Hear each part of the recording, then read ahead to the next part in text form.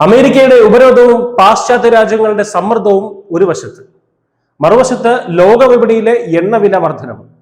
എന്നാൽ ഇതൊന്നും തന്നെ ഇന്ത്യയെ ബാധിക്കുന്നില്ല എന്ന് വീണ്ടും വീണ്ടും തെളിയുകയാണ്.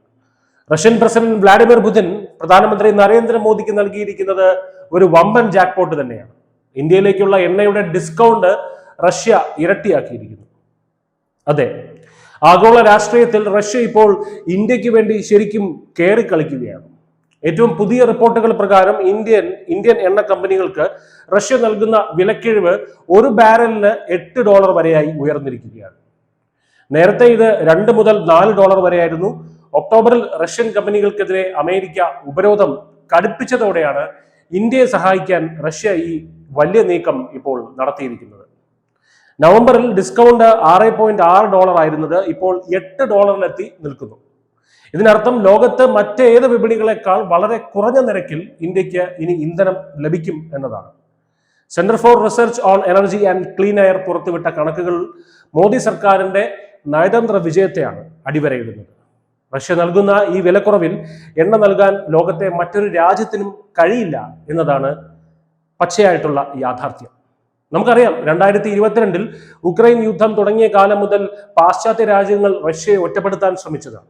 എന്നാൽ തന്റെ രാജ്യത്തിന്റെ ഊർജ്ജ സുരക്ഷയിൽ വിട്ടുവീഴ്ചയില്ലെന്ന് മോദി സർക്കാർ ഉറപ്പിച്ചു പറഞ്ഞത് റഷ്യക്ക് വലിയൊരു ആശ്വാസമാണായത്. അന്ന് ബാരലിന് $30 വരെ ഡിസ്കൗണ്ട് നൽകിയാണ് റഷ്യ ഇന്ത്യയെ സഹായിച്ചത്. ഇതിലൂടെ കോടിക്കണക്കിന് രൂപയുടെ ലാഭമാണ് ഇന്ത്യൻ ഖജനാവിനുണ്ടായത്. ഇടക്കാലത്ത് ഇറക്കുമതിയിൽ നേരിയ കുറവുണ്ടായെങ്കിലും പുതിയ ഡിസ്കൗണ്ട് ഓഫറിലൂടെ ഇന്ത്യ വീണ്ടും റഷ്യയിൽ നിന്നുള്ള ഇറക്കുമതി ശക്തമാക്കുകയാണ്.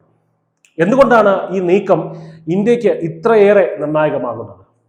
ആഗോള വിപണിയിൽ എണ്ണവില ഉയരുമ്പോൾ അത് സാധാരണക്കാരന്റെ പോക്കറ്റിനെയാണ് ബാധിക്കുന്നത്.